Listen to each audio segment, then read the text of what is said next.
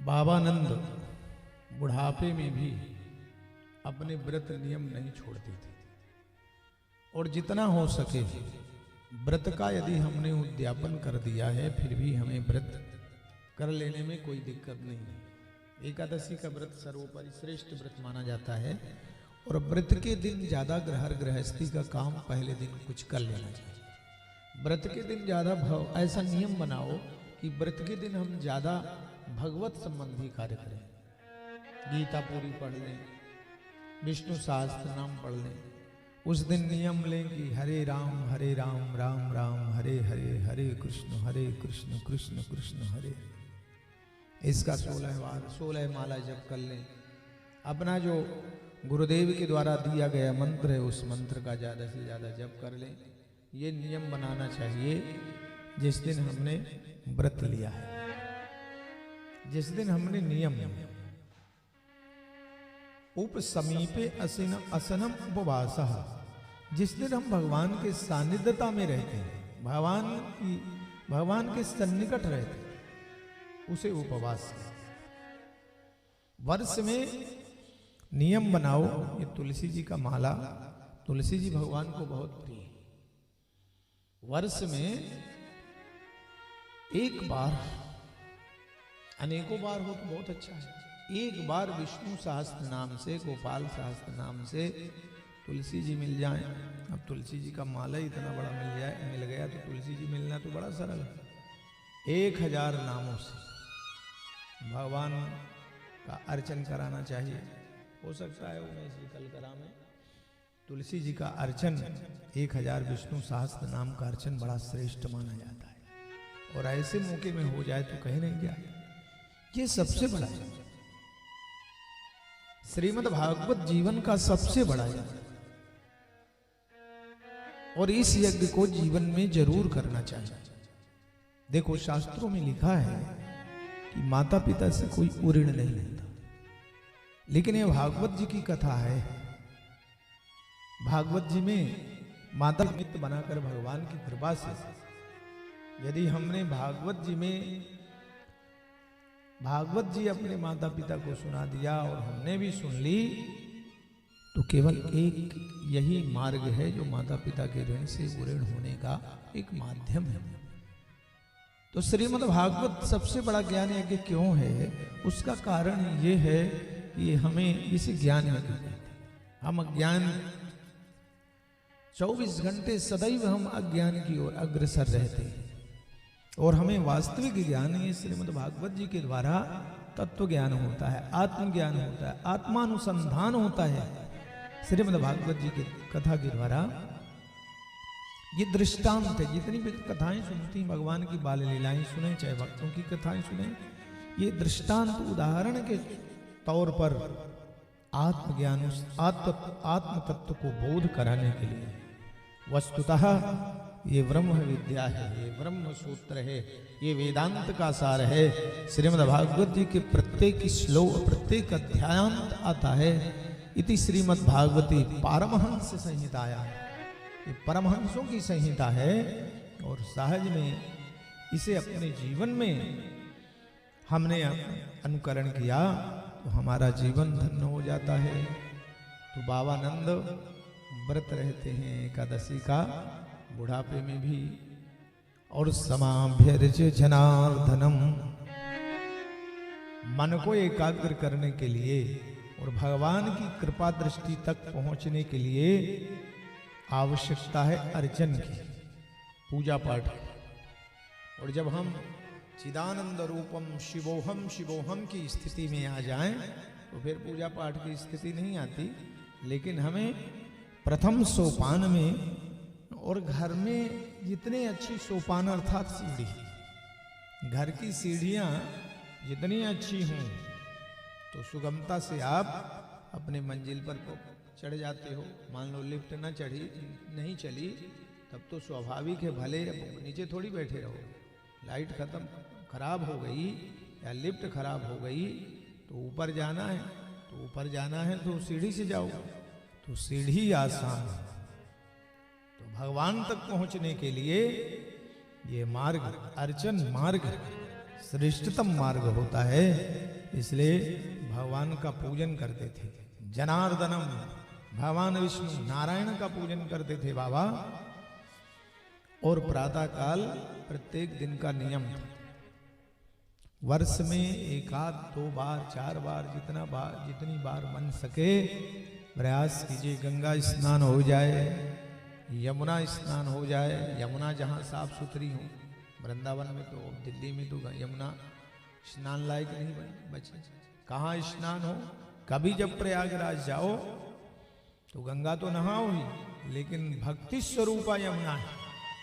गंगा ज्ञान देने वाली है और माँ यमुना भक्ति, भगवान के चरणों में भक्ति देने वाली है। तो यमुना में भी स्नान करना चाहिए। तो यमुना में स्नान करते थे प्रत्येक दिन, रात्रि में कुछ खाए नहीं। अच्छा, व्रत क्यों रखना चाहिए? व्रत इसलिए रहना चाहिए, व्रत में फलाहार आदि इसलिए लिया जाता कि शरीर हल्का रहे। तो फलाहार में भी हमें हल्का फलाहार लेना चाहिए ताकि उस दिन हमें आलस्य प्रमाद ना आए। जैसे आज सुरेंद्र जी कह रहे थे कि पहले दिन हमें भोजन कर लिए तो आलस्य लगा तो भोजन छोड़ दीजिए एक टाइम, तो आलस्य नहीं लगे। तो भोजन करने में आलस्य आता है, स्वाभाविक है। फलाहार करने में आलस्य नहीं आता। इसलिए दोपहर में अनुष्ठान व्रत आदि में फलाहार लेकर के काम चल जाए तो अच्छा है। लेकिन भागवत जी में लिखा है भोजनम तो बरम मन्ने, भोजन करके भी कथा सुनो, लेकिन शर्त इस बात की कि आलस्य ना आए। आलस्य ना आएगा तभी जब दोपहर में हल्का भोजन करेंगे। शाम की बढ़िया खा लो, शाम की ज्यादा खा लिए, कोई बात नहीं है, सोना है। तो बाबानंद निराहार रहते थे।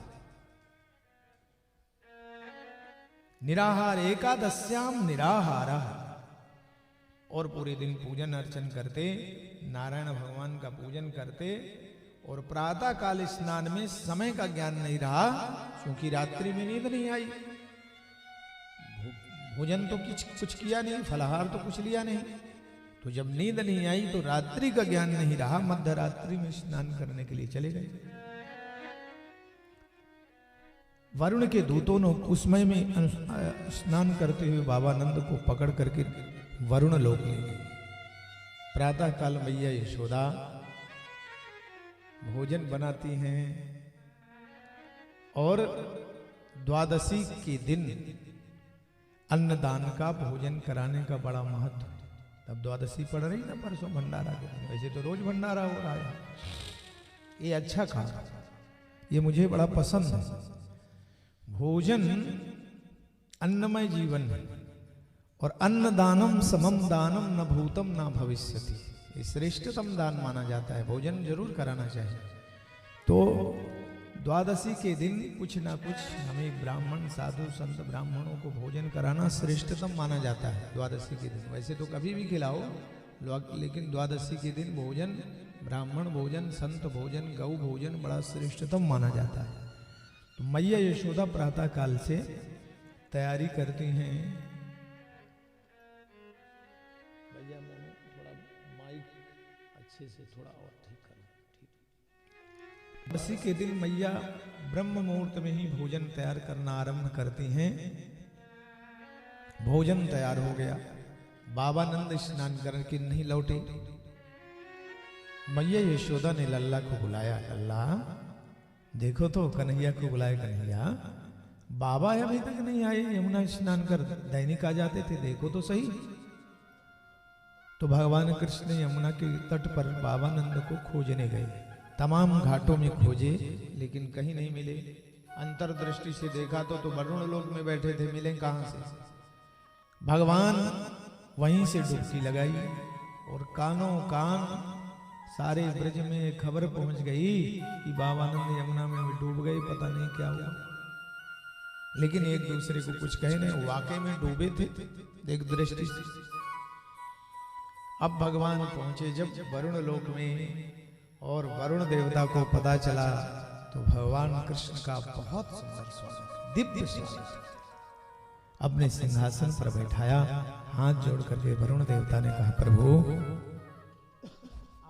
वरुण लोक कृतार्थ, हम धन्य हो गए। भगवान कहते वाह, आप बहुत अच्छा धन्य हुए, हमारे पिताजी को बांध के यहाँ डाल रखे हो और हमारी सिंहासन में बैठा करके पूजा कर रहे हैं, ये भी कोई बात। और जैसे वरुण देवता को पता चला कि जिनको हम बांध के ले आए इनके पिताजी हैं, तुरंत खुलवाया, हाथ जोड़ करके प्रणाम किया, बाबा नंद की तो अब वाहवाही होने लगी। और भगवान से कहने लगे प्रभु ये हमारे सेवकों का अपराध है, लेकिन हमें क्या पता कि ये आपके पिताजी हैं। उस समय में स्नान कर रहे थे इसलिए ले आए हैं। हे नाथ हमें हमारे अपराध को क्षमा करें, और यदि आज बाबा नंद नहीं आते तो आज आपका पदार्पण यहाँ कैसे होता। आज हम धन्य हो गए। भव्य स्वागत किया, उपहारी ये द्रव्य दिए और बहुत सम्मान के साथ बाबा नंद को लेकर भगवान पुनः आ गए वृंदावन। जब जल के मार्ग से बाहर आए, यहाँ प्रतीक्षा चल रही थी। मैया यशोदा को बड़ी खुशी हुई, सारे ब्रजवासी बड़े खुशी हुए। सभी साधु संत ब्राह्मणों को भोजन कराया, और भोजन करने के बाद में जब सब चले गए तो बाबा नंद ने बताया सब, ये कन्हैया, ये हमारा कन्हैया भगवान है। भगवान अरे मुझे स्नान करते हुए पकड़ करके वरुण लोक में ले गए और वहां बांध दिया मुझे। पता नहीं कहां से घूमता घामता मेरा लल्ला पहुंच गया, जान बची मेरी। तो ये भगवान है, भगवान, हम इसको अपना बेटा जरूर मान रहे।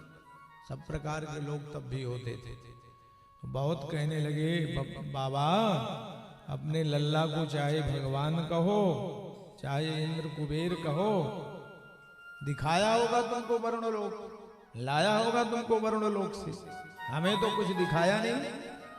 हम पर भी कुछ चमत्कार करे तो हम जाने। अब जितनों की ऐसी भावना थी, संयोग से वो इकट्ठा हुआ। भगवान ने सभी की आंखें बंद कराई, और ज्यों आंखें बंद किए सब, तो भगवान उन ब्रजवासियों को लेकर के पहुंच गए वैकुंठ। भगवान कृष्ण वैकुंठ पहुंचे, और वैकुंठ में भगवान का भव्य स्वागत होने लगा। दिव्य स्वागत हो रहा है। ब्रजवासियों को गेट के बाहर खड़ा कर दिया। गेट से देख रहे हैं ब्रजवासी, दिव्य सिंहासन पर भगवान को विराजमान करके साक्षात वेद प्रकट होकर के भगवान की स्तुति कर रहे हैं। सुंदर भगवान का पूजन हो रहा है। ब्रजवासी कह रहे हैं कन्हैया की तो यहाँ भी बड़ी ठाठ। खैर पूजन अर्चन बंदन हुआ।